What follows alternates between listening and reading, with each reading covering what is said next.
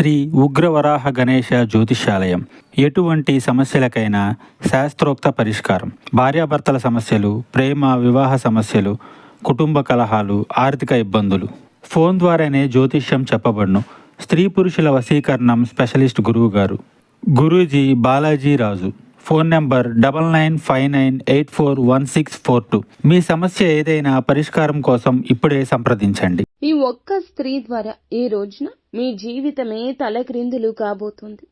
ఎవరు ఆ స్త్రీ, ఏం చెయ్యబోతుంది, ఈ రోజున వీరి యొక్క జాతక రీత్యా ఎలా ఉండబోతుందో ఈ వీడియోలో ప్రతి ఒక్క అంశం గురించి క్షుణ్ణంగా తెలుసుకుందాము. ఓం శ్రీ వారాహి దేవియే నమః. వారాహి మాత అంటే ఇష్టమున్న ప్రతి ఒక్కరూ అమ్మవారిని ఒక్కసారి మనసులో తలుచుకుని కింద కమెంట్ రూపంలో మాకు తెలియచేయండి. ఇక ఆలస్యం లేకుండా వీడియోలోకి అయితే మనము వచ్చేద్దాము. ఈ రాశి యొక్క వ్యక్తిత్వాన్ని మనం చూసుకున్నట్లయితే చాలా మంచి మనస్తత్వం కలిగిన వారు. ముఖ్యంగా ఈ రాశిని అగ్ని పర్వతంతో పోలుస్తాము. కోపం అంతగా ఉంటుంది. బగబగ మండే పర్వతంలాగా ఉంటారు. చూడడానికి ఇలా కనిపిస్తారు. కఠినంగా, గంభీరంగా అనిపిస్తారు. కానీ లోపల ఉన్న మృదు స్వభావం ఎంతో మందికి తెలియదు. లోపల ఒక అమ్మ మనసు ఉంటుంది, ఒక నాన్న మనసు ఉంటుంది. ఈ రాశి జాతకుల తంతే అంత. బగబగ మండే కోపంగా కనిపించిన, కోపం పౌరుషం అధికంగా కనిపించిన, లోపల మృదు స్వభావం ఉందని చెప్పొచ్చు. కొన్ని సందర్భాల్లో వారికి ఏది తోస్తే అదే చేస్తారు. ఈ లక్షణం కారణంగా కొన్నిసార్లు ఇబ్బందులు కొని తెచ్చుకున్నారు. కాబట్టి స్థిరమైన ఆలోచన ఉండదు. వీరి ఆలోచనలు కావచ్చు, వీరు తీసుకునే నిర్ణయాలు కావచ్చు, త్వరగా పరిస్థితులను బట్టి మారిపోతూ ఉంటాయి. మనోచాంచల్యంతో కొత్త ఆలోచనలు పుట్టుకొస్తాయి. కాస్త తొందరపాటు నిర్ణయాలు కూడా ఎక్కువ. చురుకుతనంతో నూతన విషయాలపై మనసు లగ్నం చేస్తారు. చాలా శక్తివంతంగా ఉంటారు. పట్టుదలగా ఉంటారు. కార్యదీక్షత, దక్షత ఉంటుంది. కొంచెంగా మొండితనం కూడా ఎక్కువ ఉంటుంది. వీరి మాట నెగ్గించుకోవడం కోసం కొన్నిసార్లు దేనికైనా సిద్ధపడిపోతూ ఉంటారు. ఇది ఈ రాశి యొక్క వ్యక్తిత్వం అని చెప్పొచ్చు. వీరి యొక్క జీవితంలో సమస్యలు కూడా ఎక్కువే. వడిదుడుకులు ఎక్కువే. అధికంగా శ్రమించి అనేకమైన బాధ్యతలు నెరవేర్చి మంచి స్థితికి చేరుకునే అవకాశాలు చాలా స్లోగా ఉంటాయి. బాల్యంలో కష్టాలు అనుభవించారు. యవ్వనంలో స్నేహితులకు, బంధువులకు దూరంగా వెళ్లాల్సిన స్థితి కూడా కనిపించింది. కుటుంబ పరిస్థితులు ఇబ్బంది పరంగా ఉంటాయి. భారమైన కుటుంబ బాధ్యతలు ఎప్పుడూ మోస్తూనే ఉంటారు. ఈ రీత్యా ఈ కారణంగా ఆర్థిక పరిస్థితుల ప్రభావం కూడా ఈ రాశి వారికి చిన్న వయసులోనే అర్థమవుతుంది. కానీ స్నేహితులు మాత్రం వెనుకంజ వేయకుండా ఉంటారు. వీరికి ఎప్పుడు ఇతరులకు సహాయం చేయాలని మంచి లక్షణం ఉంటుంది. వీరి శక్తిని మించి కూడా కొన్ని సందర్భాల్లో సహాయం చేసిన గడియలు ఉన్నాయి. ఈ గడియల్లో ఇబ్బంది కూడా పడ్డారు. వీరి యొక్క బంధువర్గంలో ఆస్తుల కోసం ఎదురు చూసేవారు ఎక్కువ ఉంటారు. మీరు ఎదుగుతుంటే చూసి ఓర్వలేని వ్యక్తులు కూడా అధికంగానే ఉంటారు. ఆస్తిపాస్తులు ఎక్కువగా సంపాదించుకుంటే చూసి ఓర్వలేని వ్యక్తులను మీ చుట్టూ ఉన్నారని గుర్తుంచుకోలేరు. ఎవరైనా చెప్పినా నమ్మరు. అందరినీ గుడ్డిగా నమ్మేస్తారు. వారిలో ఉన్న నెగటివ్ని అర్థం చేసుకోరు. వీరి యొక్క ఆస్తి కోసం ఎదురు చూసేవారు కొన్ని సందర్భాల్లో వీరిపై కుట్రలు చేస్తుంటారు. ముఖ్యంగా ఈ రాశికి చెందిన పురుషుల విషయంలో భార్య వైపు బంధువులు కొంతకాలం మీ పైన పెత్తనం, అధికారం సాగించే అవకాశం ఉంటుంది. సహన క్రీడల పట్ల ఈ రాశి వారికి, భూమి, న్యాయం, యంత్ర సంబంధిత వ్యాపారాల పట్ల, అలాగే క్రీడలు, సాంకేతికత ఇటువంటి రంగాల్లో ఎక్కువగా రాణింపు ఉంటుందని చెప్పొచ్చు. ముఖ్యంగా ఇక మనం అంశంలోకి వచ్చేస్తే ఈ రోజున ఈ రాశి వారి యొక్క జీవితంలో ఇదివరకు మీ యొక్క దూరపు బంధువులు కావచ్చు, లేకపోతే ఇరుగు పొరుగు కావచ్చు, మీరు పనిచేసే చోట కావచ్చు, కొంతమంది వ్యక్తులు మానసిక క్షోభకు గురైన పరిస్థితులు చూశారు. కొన్ని పరిస్థితుల ప్రభావం కారణంగా మీరు మానసికంగా ఎంతో కృంగిపోయారు. వారి మూలంగా మీరు చెడ్డ పేరు పొందుకున్నారు.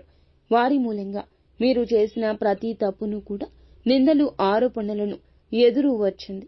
మీ గురించి బయటపడంగానే మాట్లాడుతూ, మీ ముందు బాగానే మాట్లాడుతూ, మీ వెనకాల మాత్రం మీ గురించి చెడు ప్రచారం చేస్తున్నారు. వారి యొక్క జీవితంలో ఈ సమయంలో ఒక ప్రళయం రాబోతుంది. ముఖ్యంగా మీ పట్ల వారు ప్రవర్తించిన తీరుకు పరమశివుడు వారిపై ఆగ్రహాన్ని చూపించబోతున్నాడు. శివుడు 3వ కన్ను తెరిచి వారికి గుణపాఠం నేర్పించబోతున్నాడు. వారి జీవితంలో ఇదివరకు మీ పట్ల ప్రవర్తించిన తీరు ఏదైతే ఉందో అది చాలా తప్పు అనే విషయాన్ని వారు ఇప్పుడు ఖచ్చితంగా అర్థం చేసుకుంటారు. దీనికి కారణం ఆ పరమశివుడు వారిని శిక్షించబోతున్నాడు. వారి జీవితంలో వారికి చక్కటి గుణపాఠం నేర్పించబోతున్నాడు. కాబట్టి పరమశివుని యొక్క అనుగ్రహం మీపై ఉంటుంది. ఆ పరమశివుని యొక్క అనుగ్రహం మీకు కీడు చేసిన వ్యక్తులపై ఉంటుంది. అయితే ఈ సమయంలో వారి జీవితంలో వారు ఖచ్చితంగా గుణపాఠం నేర్చుకునే విధంగా పరమశివుడు వారిని శిక్షించబోతున్నాడు. వారి జీవితంలో వారు చేసిన తప్పు ఏమిటో వారు ఆ తప్పును సరిదిద్దుకోవడానికి మిమ్మల్ని క్షమాపణలు కూడా అడగబోతున్నారు. ఈ విధంగా మీ జీవితంలో అద్భుతవంతమైన ఫలితమైతే ఈ రోజు చూడబోతున్నారని చెప్పొచ్చు. ముఖ్యంగా ఈ రోజున ఈ అంశంలో మాత్రం జాగ్రత్తగా ఉండండి. మద్యం సేవించి డ్రైవింగ్ మాత్రం చేయొద్దు. చాలా ప్రమాదకర సూచన. ఇది వినడానికి ఏదో ఒక హెచ్చరిక సూచనగా చిన్నగా తీసుకుంటారు, కానీ పర్యవసానం పెద్దగా ఉంటుందని ఒక్కసారి ఆలోచించండి. ఏదైనా కష్టాలు, బాధ్యతలు, బరువులు అందరికీ ఉంటాయి. అందులకు గాను దుర అలవాట్లకు, చెడు సాంగత్యాలకు లోను కాకూడదు. ఆ క్షణకాలం సమస్య మర్చిపోతాము. ఆ తర్వాత ఆ సమస్య వస్తూనే ఉంటుంది. కాబట్టి మద్యం సేవించి రాత్రి సమయంలో, పగటి సమయంలో అయినా వాహనం నడపడం లాంటివి చేయొద్దు. అంతేకాకుండా అత్యంత ప్రమాదకరమైన అంశం ఇంకొకటి ఉంది. ఈ రోజున మీరు ఈ జాగ్రత్తలు తీసుకోకపోతే ప్రమాదాన్ని జీవితంలోకి ఆహ్వానించినట్లు అవుతుంది. మీరు కీడు చేసిన వ్యక్తులకు పరమశివుడు గుణపాఠం నేర్పించబోతున్నాడు. వారు ఎటువంటి అవమానాలు సృష్టించారో అవే ఇప్పుడు ఎదుర్కోబోతున్నారు. మీ జీవితంలో అద్భుత ఫలితాలను మీరు చూస్తున్నారు. వారి జీవితంలో చాలా వరకు కూడాను చెడుకరమైన పరిస్థితులు ఎదుర్కోబోతున్నారు. ఎందుకంటే వారి జీవితంలో ప్రళయం. ఇది పరీక్షా సమయం. మిమ్మల్ని ఇబ్బంది పెట్టినందులకు గాను, అలాగే వారి యొక్క మాట, వారి యొక్క స్వార్థం, వారి యొక్క తీరు ఇవన్నీ మూల కారణం. గుర్తుంచుకోండి. అలానే వారు సమస్యలో ఉన్నారని మళ్లీ గుడ్డిగా నమ్మి వారి వద్దకు వెళ్లి సాయం చేయడం, వారిని మరలా మీరు ఖచ్చితంగా ఇలా ఇబ్బంది పెట్టద్దు. ఎందుకంటే మీరు వెళ్లి సాయం చేస్తారు. వారికి మళ్లీ ఏమనిపిస్తుంది?